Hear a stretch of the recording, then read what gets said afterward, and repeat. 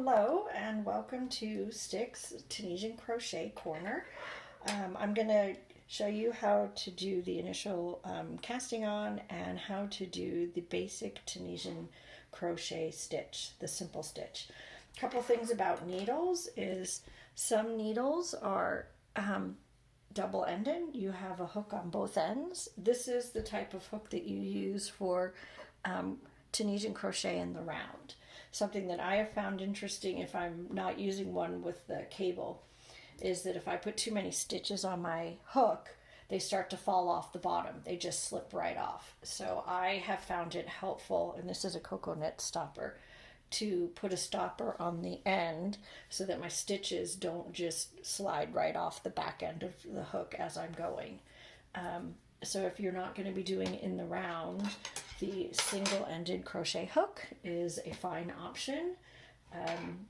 And they already have an end on it that the stitches won't slide off the back of. So that's the difference between the two-ended hook and the single-ended hook. What we're doing and what I'm going to show you, I only need to use the simple one-sided crochet hook, which is enough for most of the projects. Oh, something else about these hooks is when I am done, since we have two stoppers, I like to put a stopper on the end if I'm going to throw it back in my project bag. Otherwise, my project could slide off the hook. They slide off very easily in a project bag. For all those crocheters in the crowd, you know how that happens. So if my stuff is still on here, I take it off. Now, this is something that I do as a Tunisian crocheter.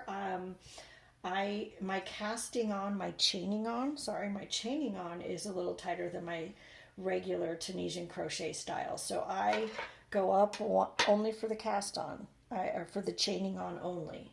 I go up one needle size. So I'm using a chunky, Malabrigo chunky to show you because you can see the stitches in the video a whole lot better. So this Malabrigo chunky, you put your first loop on there, your slip stitch, and then you chain on the number of stitches that you need. Here I am with my over one size bigger hook. That's my thing. You do what you need to do to get gauge. I'm just really much tighter on casting or chaining on. So I'm just going to chain on a random number, assuming you know how to chain on with the yarn over and pull it through the loop. That makes a chain. There's one chain. You pick up the yarn and pull it through, and there's another chain. As many as you need for whatever project you're doing. If you're doing the Tunisian crochet vest class that Sticks offers, I believe the small pattern size is 22. So if you're doing a small vest, you'll chain on 22. I have done 1, 2, 3, 4, 5, 6, 7, 8, 9, 10. So let's do just a couple more for good measure so you get a good visual of what this looks like casting on. And I switch to a smaller hook after I've done my chain on. It keeps my gauge closer. If you don't have my issue, then you should be using one hook for all of them. And you can use a regular crochet hook to chain on as well. And then you will, to get your setup, your foundation row, you're going to go through the back bumps. So you have these V's, and then when you flip them over, there's the bumpy side.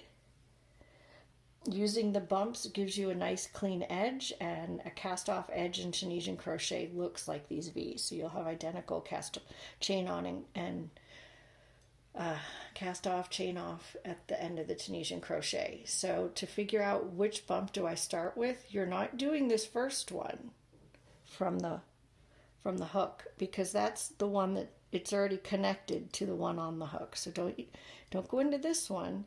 You go into the very next one and poke your hook through the bump, yarn over and pull it through. Here's the catch. This makes it Tunisian. Leave it on and go to the next one. Don't pull it through. Don't double or single crochet. Just poke it through the hole, the bump. Yarn over, pull it through, leave it on the hook, and keep going all the way down.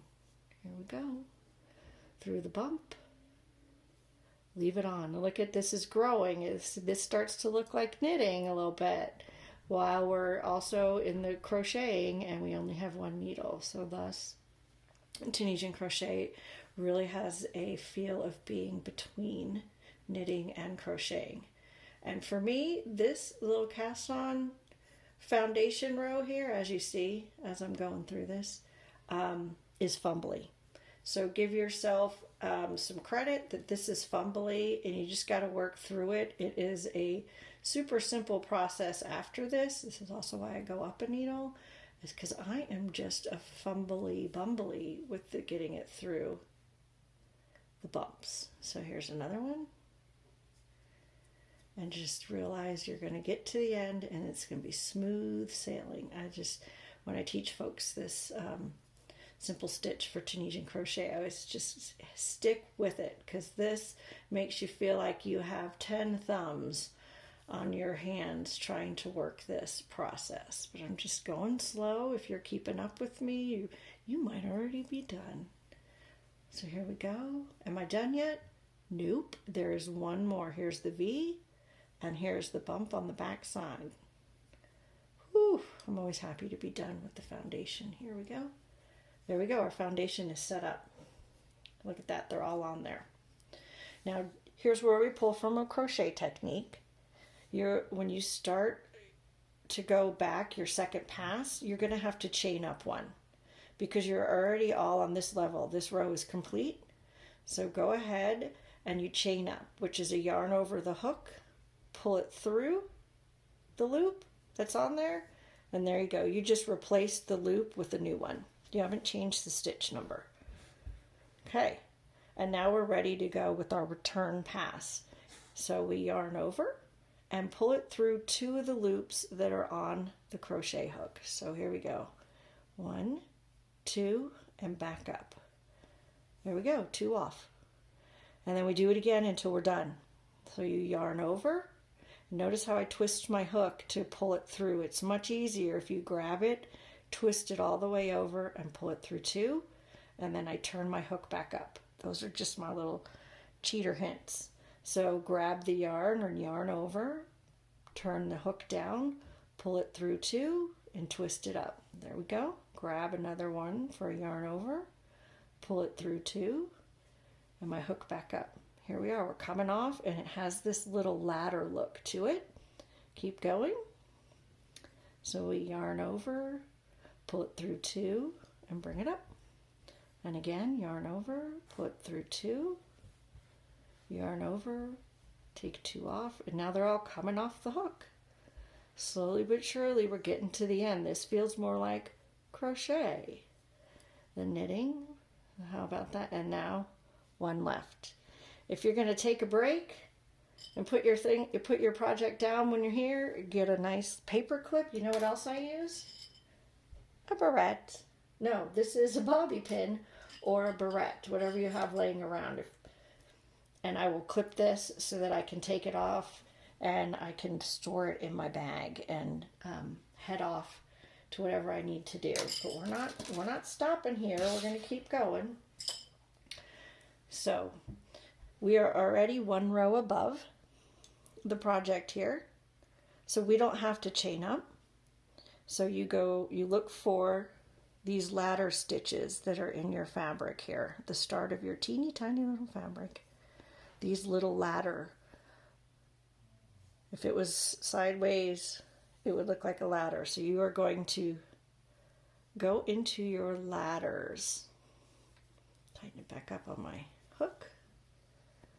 Okay. So not this first one, because it already has one above it on the hook. Here it's got one, so I start in the second one right here. I put my hook through the second ladder step, yarn over and pull it through. Now I have 2. I look for the next ladder, hook it through, yarn over, and pull that stitch through. Leave them on. We're not taking them off.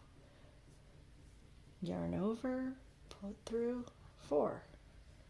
Yarn over, pull it through, there we go. Find that ladder stitch, straight up and down stitch that's yarn over, there we go. keep going. Yarn over. There we go. Yarn over. Yarn over. Now, here is how you finish it nice and clean. You give you my insider the way I finish my row. There is a final bar here. See that final bar? We're not done. If we can pull on that tail and there is still fabric, we're not done. Here's the final bar. However, if you look at it this way, there's a little bit of a V here. And if I poke it through both of the V legs, yarn over and pull it through, it gives it a nice clean edge. So you can go through the bar as you've been all the way to the end, or you can grab both legs of the V and pull it up. So now we're back at the other end of our row, ready to start again. So remember, we have to go up a row. We have to chain up one because all of them are already on the same level, and we need to go up a row. So chain up one, and then the return pass, yarn over, pull it through two, and up. Yarn over, take off two, and up we go. And we just keep going all the way to the end. And you've already done both the setup and the return passes, because here we are in the return, our second return pass.